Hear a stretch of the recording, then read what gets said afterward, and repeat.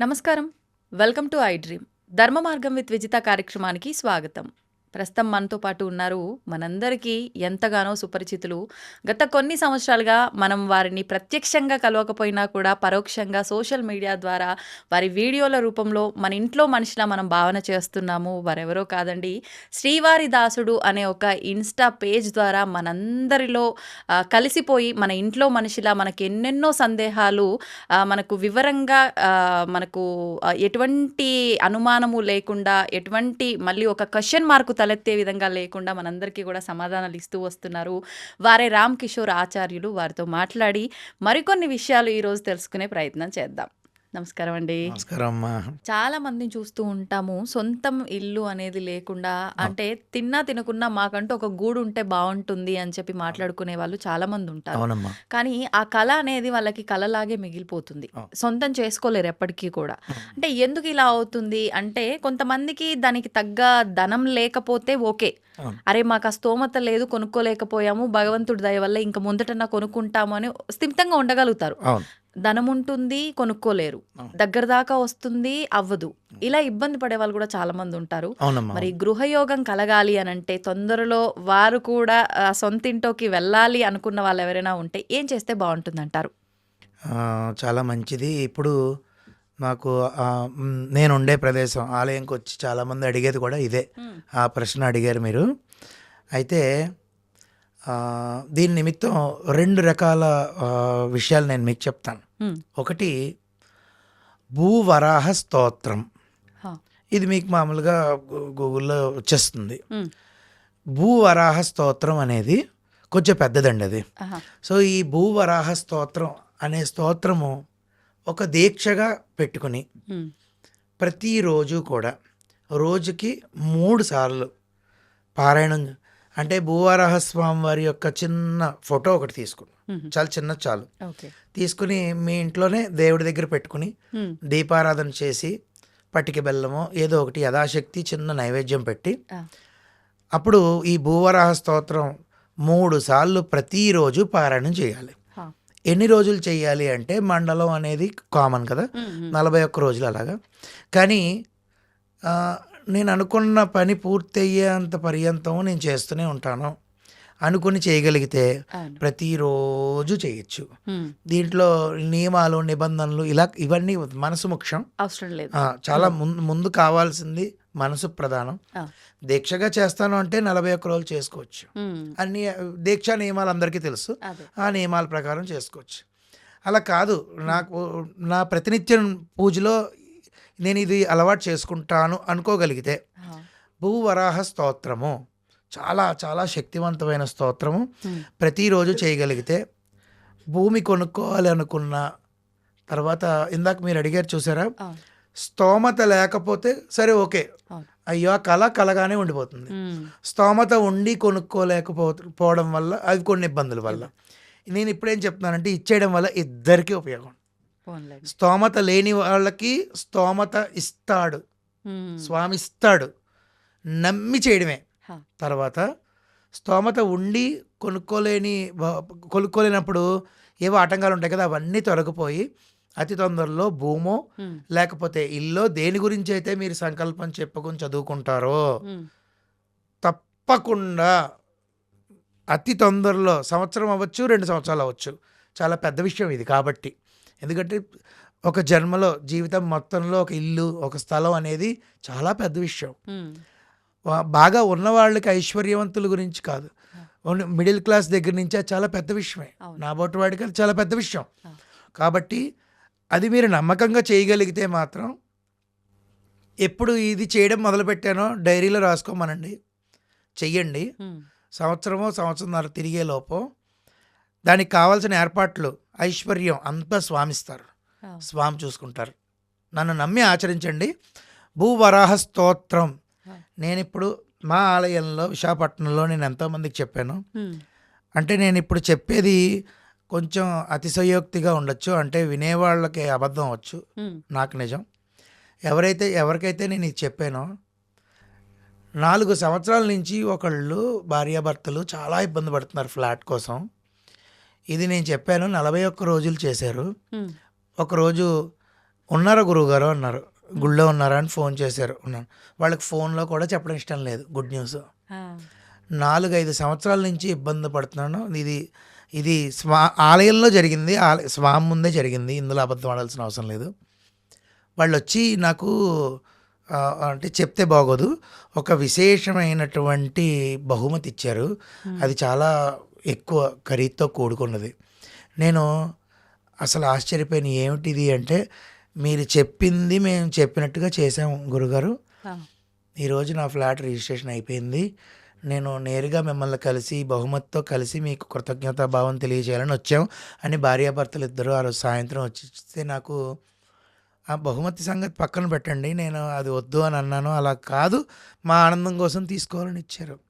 అంటే నేను ఇప్పుడు ఇదంతా ఎందుకు చెప్తున్నానంటే, వాళ్ళు ఎంత ఆనందపడితే వాళ్ళు ఫోన్లో కూడా చెప్పకుండా వచ్చి నాకు కృతజ్ఞతాభావం తెలిపి ఏదో ఇవ్వాలి, ఏదో చెయ్యాలి, ఆయన తాపత్రయం చెంది అంటే అంటే అది థ్యాంక్స్ అంతలా చెప్పాలని అని ఉన్నారు. అంటే అంత ఆనందమైన ఫలితాన్ని వాళ్ళు పొందారు అని చెప్పడం కోసం నేను ఇది వివరంగా చెప్తున్నాను తప్ప ఇంకొక బహుమతం ఇంకోటి ఒక సెకండరీ థింగ్.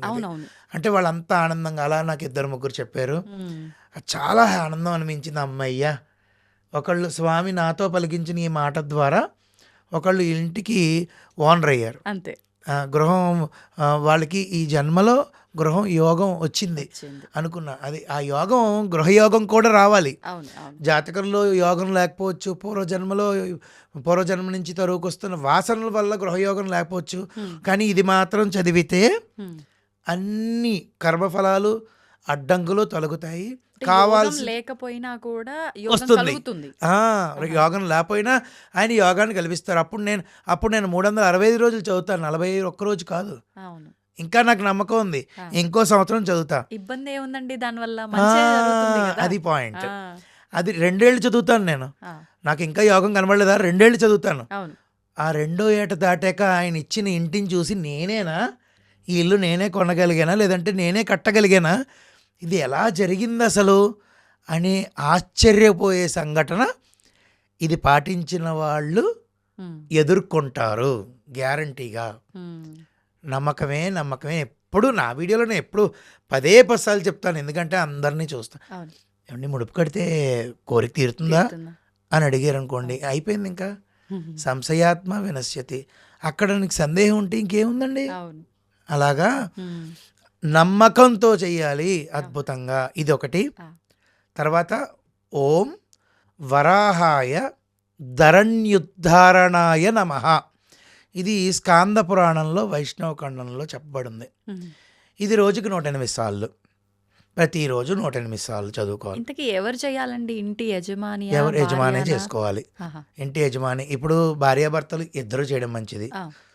ఆవిడ చేస్తుందిలే అని ఈయన ఆఫీస్కి వెళ్ళిపోకుండా ఈయన కూడా దృష్టి పెట్టి చెయ్యాలి. అర్థమైందండి? ఇప్పుడు వీళ్ళిద్దరు భార్యాభర్తలు కలిపి ఒక స్థలం కొనాలన్నా, ఇల్లు కొనాలన్నా దానికి ముందు కావాల్సింది వాళ్ళ పిల్లలు ఉన్నారనుకోండి, వాళ్ళ పిల్లలకి యోగం ఉందంటే వీళ్ళు కొంటారు. 4 జాతకాలు, 4 కుటుంబ సభ్యులు, వాళ్ళ పిల్లలకి యోగం లేకపోతే వీళ్ళు దానికి దరిచేరలేరు. అర్థమైందా? వాడి పిల్లాడికి సొంత ఇంట్లో ఉండాలనే యోగం ఉందనుకోండి, వీళ్ళకి యోగం లేకపోయినా స్వామి ఇప్పిస్తాడు, వాడి ద్వారా వీళ్ళకి ఇప్పిస్తారు. అలాగా యోగాలు ఉన్నాయా లేవా అనే విషయం పక్కన పెట్టగలిగితే ఇంటి యజమానులు కాబట్టి భార్యాభర్తలు మాత్రం భూవరాహ స్తోత్రము, అదే ఇప్పుడు నేను చెప్పినటువంటి చిన్న మంత్రం రోజుకి 108 సార్లు నమ్మకంగా చేస్తే నేను చెప్పగలను. మీ వేదిక ద్వారా, విజిత గారి ద్వారా ఇది బయటకు వచ్చింది కాబట్టి మీకు, నాకు స్వామివారి ద్వారా కృతజ్ఞతలు అందరూ తెలియజేస్తారు. వాళ్ళు రావక్కల్లా, అక్కడే వాళ్ళే మా విజిత గారి ద్వారా ఇలాగ రామకిషోర్ గారి ద్వారా వచ్చిందని. ఎందుకు ఈ మాటల పేర్లు ఎందుకు ప్రస్తావన చేస్తానంటే అంత గుర్తుపెట్టుకుంటారు వాళ్ళు. స్వామివారు వాళ్ళకి తప్పకుండా అవకాశం ఇస్తారు. నేను కూడా అందులో సాక్ష్యమే, నేను అది అనుభవించాను. అదమ్మా. నిజంగా అంటే నేను వింటుంటాను. మీ స్టేటస్‌లో గూడా చూస్తుంటాను. చాలామంది భక్తులు మాట్లాడుతున్న విషయాలు. నిజంగా ఇప్పుడు మీరు మీ ఎక్స్‌పీరియన్స్ చెప్పారు. ఒకరలా ఇట్లా వచ్చి కలిసారు అని చెప్పి. ఇలాంటివి నేను ఎన్నో విన్నాను. మీ స్టేటస్‌లలో భక్తులు మాట్లాడుతున్నవి ఇవన్నీ కూడా గాబట్టి, సరే ప్రేక్షకులకు అది తెలియకపోయినా నాకు తెలుసు. నేను మీరు చెప్పినంత నమ్మకంగా నేను చెప్పగలను. చెప్తాను గూడా. అవుతుంది ఖచ్చితంగా అని. అవుతుందమ్మా, అయ్యి తీరుతుందమ్మా, అవును. అంతే. సంతోషం అండి. మొత్తానికి అంటే ఏదైనా సరే అనుకుంటే ఇవాళ కాకపోతే రేపైనా చేయగలమేమో అనుకుంటారు గానీ, పిల్లల పెళ్ళిళ్ళ విషయానికి, ఇల్లు కొనుక్కోవడం విషయానికొచ్చేసరికి చాలా కుంగిపోతారు. అనుకున్న టైంకి అవ్వకుండా ఆలస్యం అవుతుంటే. అటువంటి వాళ్ళందరికీ నిజంగా నోట్లో చక్కెర పోసినంత మంచి ఇల్లు కట్టి వార్త. చూడు, పెళ్లి చేసి చూడు. అందరూ పెద్దలు చెప్పేదే కదా. అవును. అవును. తప్పకుండా లోకంలో అందరూ ఇల్లు కట్టి చూస్తారు, హ్మ్. ఇది పాటించిన వాళ్ళు. నాకు ఆ నమ్మకం ఉంది. చాలామంది ఇబ్బంది పడుతున్న ఒక పెద్ద సమస్య ఏమైనా ఉంది అనంటే అది అప్పులు. ఆ, అవసరం అంటే ఏదో అంటే ఇంతకుముందు కాలాల్లో మనం చూస్తే పూర్వము ఏదో పిల్ల పెళ్లి చేయడానికో ఏదైనా ఇల్లు కడుతుంటేనో కొంచెం ధనం సహాయంగా అడిగి తీసుకోవటాలే తప్ప అప్పులు అనేది మనం ఎక్కువగా చూడలే. ఏదున్నా డబ్బుతో కాకుండా ఇచ్చిపుచ్చుకోవడాలు ఎక్కువగా ఉండేది విధానం. ఇప్పుడు చూస్తే కనీస అవసరాలకు కూడా అప్పు చేసే పరిస్థితులు మనకి ఇప్పుడు కనిపిస్తున్నాయి, అనుభవిస్తున్నారు చాలామంది. కొంతమంది ఎట్లా అంటే వడ్డీలు కడుతూ అసలు అలాగే ఉండిపోయి ఇబ్బంది పడి ప్రాణాలు కోల్పోయిన వాళ్ళు కూడా ఉన్నారు చాలామంది. నిజం చెప్పాలంటే అసలు ఈ రుణం అనేది ఒక పెద్ద పెనుభూతం. దీని నుంచి విముక్తి పొందాలంటే ఏదైనా మార్గం ఉంటే వివరించండి. అంటే ఫస్ట్ ఈ ఈ రుణ విమోచనం కోసం ముఖ్యంగా మనం చేయవలసింది ఏంటంటే, ఫస్ట్ దీంట్లో ఎక్కువ ఉన్నది యుక్త వయసు వాళ్ళే, యూత్. వీళ్ళు ఏంటంటే ఓపెన్గా నేను చెప్పేస్తున్నాను ఉన్నదన్నట్టుగా, లగ్జరీకి అలవాటు పడిపోయి ఆ యాప్ల్లోనో లేదంటే క్రెడిట్ కార్డుల్లోనో లోన్ యాప్స్లోనో తీసుకోవడం జరుగుతుంది. తర్వాత దాని యొక్క ఇంట్రెస్ట్ల వల్ల వాళ్ళు చాలా ఇబ్బందులు పడుతున్నారు. ఫస్ట్ ఏంటంటే ఆలోచించవలసిన విషయం ఏంటంటే, నేను ఇది తీసుకునేదానికి ఇది నాకు నిజంగా ఈ డబ్బు అవసరమా అనేది ఆలోచించుకుని అక్కడ ఆనకట్ట వేసుకోవాలి మొదట. సరే అయ్యిందేదో అయ్యింది, బాధ్యతగా అప్పు చేసేవాళ్ళు చాలామంది ఉంటారు. బాధ్యతగా ఇప్పుడు మీరు ఇందాక అన్నట్టు వివాహం కోసమో గృహం కోసమో ఇలా ఉంటాయి. సరే ఏదైనా మన ఋషులు ప్రతి దానికి కూడా మనకి పరిహారాలు ఇవ్వడం జరిగింది. అలాగే నాకు బాగా ఫలితం వచ్చి భక్తులు నాకు వచ్చి నన్ను కలిసి చెప్పిన విషయమే రెమెడీ నేను చెప్తాను. అదే అంగారక రుణ విమోచక స్తోత్రం. అంటే జాతకంలో ఈ అప్పులు ఉన్న, అప్పులు తీర్చాలన్నా బయట ఉన్న డబ్బు రావడానికి ఎంతోమంది చాలామంది ఎదురు చూస్తుంటారు. సో బయట బ్లాక్ అయిపోయినాయి, అది రావాలన్నా దీనికి అంగారక రుణ విమోచక స్తోత్రం అనేది చాలా చాలా శక్తివంతమైంది. లాకర్లో గోల్డ్ లోన్లో ఉండిపోయి గోల్డ్ ఉండిపోయింది, ఆర్నమెంట్స్. తర్వాత తెలిసిన వాళ్ళకి బంగారం తాకట్టు పెట్టుకోవడానికి ఇచ్చాను, వాళ్ళు చాలా క్లోజే కాకపోతే తిరిగి ఇవ్వలేదు. ఇటువంటివి అయితే నేను వివిధ రకాలు నేను వింటూ ఉంటాను. పాపం వాళ్ళు చాలా బాధపడుతూ ఉంటారు. దీని అన్నింటికి జాతకంలో, మనిషి జాతకంలో అంగారకుడు అంటే కుజుడు దీనికి కొంచెం కారణం. కాబట్టి సుబ్రహ్మణ్య స్వామి వారే నేరుగా ఉపదేశం చేసినటువంటి స్తోత్రం ఈ అంగారక రుణ విమోచక స్తోత్రం.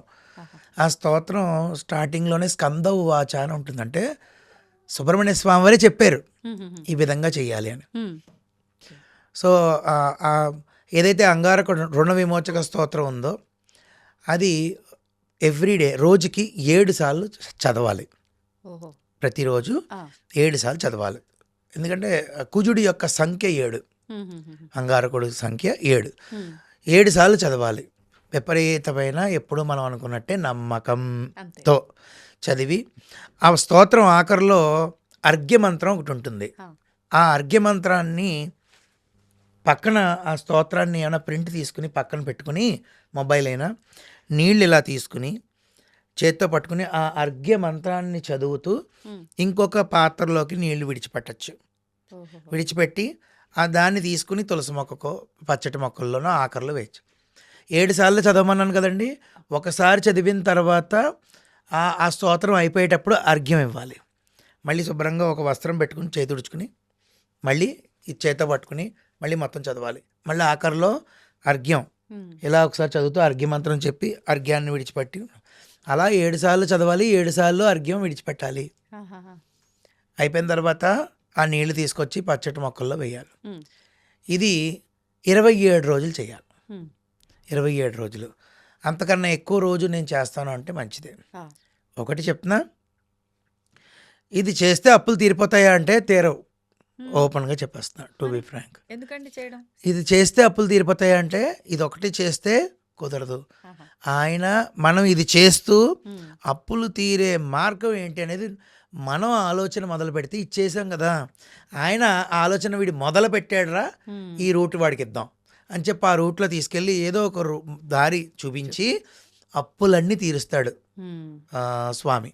కాబట్టి ఇది చేస్తూ మనం అప్పులు తీర్చే మార్గాన్ని కూడా మనం మానవ ప్రయత్నం లేనిదే దైవ ప్రయత్నం ఏం చేయదు, అంతేనా కదా. కాబట్టి ఇది మనం చదువుకుంటూ ప్రతిరోజు ఇది దీక్షగా పూని చేస్తూ మనం బ్యాంకులో ఉన్న బంగారం ఏ విధంగా రాబట్టాలి. మంగళవారం, ప్రతి మంగళవారం నాడు అప్పు ఎవరికైనా ఉన్నాం అనుకో వాళ్ళకి ఇంట్రెస్ట్ కట్టిన ప్రతి మంగళవారం 1000 రూపాయలైనా 500 ఎంత కుదిరితే అంత మంగళవారం కనుక మనం మనకి రావాల్సిన డబ్బులకు సంబంధించిన వరే ఒక 1000 రూపాయలనే ఎవరా అని వాడి దగ్గర తీసుకున్నా మనం ఇవ్వాల్సిన వాళ్ళకి 1000 రూపాయలు కట్టినా తొందరగా క్లియర్ అవుతాయి, అన్నీ క్లియర్ అవుతాయి, రావాల్సినవి కూడా తొందరగా వస్తాయి. ఇది కేవలం అప్పులు తీరడం కోసమే కాదు, అప్పులు ఇచ్చి మళ్ళీ బయట నుంచి రావాలి అని అనుకున్నవి కూడా చాలా సమస్య ఉంది కదా. సో వాళ్ళకి కూడా ఇది చేస్తే నేను అన్నట్టు మంగళవారం నాడు ఎంతో కొంత ఇవ్వమని పద్ధతిగా పొలైట్గా అడిగి నెమ్మదిగా తీసుకోగలిగితే వాడి దగ్గర నుంచి మిగిలిన డబ్బులు అవే వస్తాయి. కొంచెం సమయం పెట్టినా బంగారం గోల్డ్ లోన్లో ఉంది, మంగళవారం ఇది చేస్తూ మంగళవారం కొంచెం వెళ్ళి కట్టండి, మొత్తం కట్టిస్తాడు స్వామి. ఎన్నో నిదర్శనాలు నాకు ఉన్నాయి. నాకు ఇన్స్టాగ్రామ్లో కానీ మెసేజ్లో అంటే పర్సనల్గా మనం చెప్పుకోలేం కదా, ఆ మెసేజ్లు నేను ఇది చేశాను, నేను గోల్డ్ లోన్లో ద్వారా విడిపించుకున్నాను అంటే స్వామి వచ్చేసి ఇలా ఇచ్చేస్తాడని కాదు కదా. మనం ఇది చేసిన తర్వాత ఈ ప్రయత్నం చేస్తూ చిన్న మానవ ప్రయత్నం చేసినా వెనకాతల నుంచి ఫుల్ ఫోర్స్ ఇది చేయడం వల్ల, ఈ దీక్ష చేయడం వల్ల ఇస్తాడు. అంటే రాత్రికి రాత్రి అద్భుతాలు జరిగిపోవాలి అన్న ఆలోచన మూర్ఖత్వం ఉండొద్దు. ఖచ్చితంగా మనం ఏదైనా ముందడుగు వేయాలి, ఆ బద్ధకాన్ని వదిలిపెట్టో ఆలోచన వదిలిపెట్టో అప్పుడు స్వామి సహాయం చేస్తాడు. తప్పకుండా అంగారక రుణవిమోచక స్తోత్రం అనేది అర్ఘ్యపూర్వకంగా రోజుకి 7 సార్లు చెప్పున నమ్మకంగా ఎవరైతే చేస్తారో వాళ్ళకి అతి తొందరలో రుణ విమోచన అవుతుంది. ఇది చాలామంది చాలా రకాల రుణం పడిపోయి ఉండిపోతారు. ఎందుకంటే నేను వింటున్నాను, మీరు అడిగిన ప్రశ్న కూడా అంతే. అయితే డబ్బు ఖర్చు పెట్టక్కర్లేదమ్మా, ఇది అవునా కదా. డబ్బు మన దగ్గర ఆల్రెడీ డబ్బులు లేవు, ఆ వ్యక్తి దగ్గర డబ్బులు లేవు, కొంచెం రుణ బాధలతో ఉన్నాడు. కానీ శరీరాన్నైనా కొంచెం ఖర్చు పెట్టాలి, మనసునైనా కొంచెం ఖర్చు పెట్టాలి. అది కూడా ఖర్చు పెట్టలేనంటే ఎవరు ఏం చేయలేరు కదా. ఆశించడం కూడా వృధా. కాబట్టి తప్పకుండా డబ్బు కూడా ఖర్చు పెట్టక్కర్లేదు. కాబట్టి ఇది గనక ఫాలో అయ్యి చేస్తే రిజల్ట్స్ అన్నీ చాలా మంచిగా వస్తాయి. నెమ్మదిగా అప్పులు తీరే మార్గాన్ని సుగమం చేసి టకటక అప్పులు తీరుస్తాడు. తద్వారా ఆటోమేటిక్గా ఏమవుతుంది, ఉద్యోగంలో ఉన్నత అధికారం రావడమో, జీతం పెరగడమో, ఏదో ఎనీథింగ్ అండి, ఏదైనా జరగచ్చండి. ఎప్పటి నుంచో ఎవరి నుంచో రావాల్సిన ఆస్తి కలిసి రావచ్చండి. మార్గం అనవసరం, మంచి మార్గాన్ని ధర్మ మార్గాన్ని ద్వారానే ఇది అప్పులు అనేవి తీరడం అనేది జరుగుతుంది. వస్తాయి, తీరుస్తారు. నమ్మకంగా ఆచరించడమే ప్రధానము. ఇప్పుడు బాగుంది. అంటే ఇప్పుడు ఈ అప్పులు అని అంటే అందరికీ అవుతున్నాయి, కానీ ఎక్కువగా అప్పులు అనేసరికి రైతులు గుర్తొస్తారు. ఖచ్చితంగా పెట్టుబడి పెట్టడము, పంట చేతికి వస్తే తీరుస్తారు, లేదు అని అంటే అది మిగిలిపోతుంది. మరి వాళ్ళు చదువుకున్న వాళ్ళే ఉంటారా అంటే అందరూ ఉండరు. మరి వాళ్ళ పరిస్థితి ఏంటండి? అంగారక రుణ విమోచక స్తోత్రం అనేది మామూలుగా ఇప్పుడు చదువు రాకపోయినా ప్రతి ఒక్కళ్ళ దగ్గర స్మార్ట్ ఫోన్ అనేది కామన్ అయింది. ఒరే ఇది ఎలా నొక్కాలరా, ఒరే యూట్యూబ్ ఎలా చేయాలరా అని అడుగుతున్నారు. వాళ్ళు శుభ్రంగా యూట్యూబ్లో నేను చూశాను, మీరు అన్నట్టు ప్లే చేసి అలా పెట్టుకుని పని చేసుకుంటున్నారు. హా, పాటలని అవును. అందులోనూ మిగిలిన ఈ యాప్ల్లో. ఉమ్, అలాగే అంగారక రుణ విమోచక స్తోత్రం చదివి ఉన్నది వాళ్ళు ప్లే చేసుకోవచ్చు. కానీ మీరన్నట్టు మనం ఏదో రకంగా శ్రమ పడాలి పని చేయడానికి. పడాలి, అవును. ఇప్పుడు స్వామివారికి సంబంధించి ఆయన మనకు అనుకున్నది ఇవ్వాలని అంటే మనం కూడా అంతే కష్టపడాలి. అంటే అవును. ఒక రకంగా చదువుతున్నామంటే మనం చేస్తున్నాం ఒక పని. అవును. మరి వాళ్ళు చదవటం అనే పని చెయ్యట్లేరు కాబట్టి ఫలితం అంతే ఉంటుందా? ఆ ఫలితం అంత ఉండకపోవచ్చు, ఆ, కానీ ఫలితం ఉంటుంది. ఓకే. కొంచెం శాతం తగ్గచ్చు. ఉమ్, ఉమ్, ఇప్పుడు అది ప్లే చేసుకుని అది వింటూ తృప్తిగా మనస్ఫూర్తిగా వింటూ అర్ఘ్యం దగ్గరికి వచ్చేటప్పటికి వీళ్ళు అర్ఘ్యం ఇవ్వచ్చు కదా, అవును. అది ఫుల్ ఫలితం వస్తుంది. ఒకటి. ఉమ్, రెండో, మనసు ఎప్పుడు కూడా అమ్మా మనం ఏది దాన్ని పట్టుకోమంటే అది పట్టుకుంటుంది, వదలదు. ఉమ్, ఇప్పుడు ఒక శ్లోకాన్ని నేను మీకు ఇచ్చి మీరు ఆ శ్లోకాన్ని రోజు చదవండి అని అనుకో, ఒక 10 రోజుల తర్వాత 10 రోజులే మీరు చూసి చదువుతారు, ఆ, 11వ రోజు మీకు వచ్చేస్తుంది. Noted. అలాగా ఈ రుణ విమోచక అంగారక స్తోత్రం కూడా ఉమ్, చదువు రాని వాళ్ళు కూడా వింటూ గనక ఉంటే, ఉమ్, వింటూ ఉంటే అంటే వాళ్ళకి ఇంకా చదువు రాదు కాబట్టి పేపర్ పక్కన పెట్టేయండి, అవసరం లేదు. ఆ, వింటూ ఉన్నారు, నెల రోజులు విన్నారు, ఉమ్, తర్వాత నోటికి వాళ్ళే చెప్పేస్తారు. నిజం. ఉదాహరణకి అంటే మీకు ఈ ఉదాహరణ చెప్తే చదువురాని వాళ్ళైనా అందరూ బాగా పట్టుకుంటారు. ఉమ్, పాట ఉందమ్మా, ఏదో సినిమా పాట. ఆ సినిమా పాట ఎక్కడైనా లిరిక్స్ ఎవరైనా చూస్తారా? చూడరు. 2-3 చూడరు సార్లు కాదు కదా. వింటే పాట పెట్టుకుంటారు ఇంట్లో, టీవీలో పెడతారు, ఆ పాటలన్నీ వింటూ ఉంటారు, చిన్నపిల్లాడి దగ్గర నుంచి ముసలావిడి దగ్గర నుంచి వరకు కూడా. అవును. మరి ఆ పాట ఎందుకు ఎక్కుతుంది? ఆ అదే పాట పనిగా 10 సార్లు ఆ పాట వైరల్ అయిందండి, ఆ పాట చాలా బాగుందండి అంటారు. అంటే అది 10 సార్లు వినేటప్పటికి ఏమైంది? పాట పాడేస్తాడు చిన్నపిల్లాడు. అవును. అవును. ఏమిటండి చరణాలు పల్లవి అన్నీ పాడేస్తాడు. అవును. వాడికి ఇంకా బుక్ అక్కర్లేదు, ఏమక్కర్లేదు. అంటే వాడి అపారమైన దృష్టికోణాన్ని తీసుకెళ్ళి ఆ పాట మీద బాగా పెట్టాడు. నిజం. ఇంత పిల్లాడు నేను చూస్తూ ఉంటాను, మీరు చూస్తూ ఉంటారు కదా. అవును. అంటే ఆ దృష్టి. ఇప్పుడు చదువురాని వాళ్ళు కూడా అదే విధంగా ఉదాహరణ తీసుకుని ఉమ్, అది వింటూ వెళితే మాత్రం నెల రోజులకి అది పెద్దదేమీ కాదు.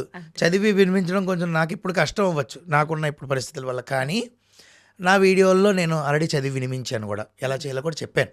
సో అది ప్రశాంతంగా అది పెట్టుకుని వింటే బాగా పెద్దదేం కాదు. ప్రతిరోజు 7 సార్లు వింటే ఇంకే రాకుండా ఎలా ఉంటుందమ్మా? అంతే. 10 మీరన్నట్టు రోజులకి 10 రోజులు కూడా అవసరం 70 లేదేమో. సార్లు అవుతుంది, అంతే. వచ్చేస్తుంది. వచ్చేస్తుంది. తప్పకుండా వస్తుంది. పెద్ద పెద్ద పదాలు ఏమి కాదు, దాని అర్థం తెలియకపోయినా స్వామి వీడి అర్థం తెలియకపోయినా, వీడు చదవడం రాకపోయినా, అవును. వీడి ప్రయత్నం చూసావా, వీడి ప్రయత్నం చేస్తున్నాడు చూసావా, అవును. వీడికి మనం సహాయపడిపోతే ఎలాగా ఉమ్, అనుకుంటారు. ఖచ్చితంగా మంచి జరుగుతుందమ్మా. సంతోషం అండి. ధన్యవాదాలు. ధన్యవాదాలమ్మా.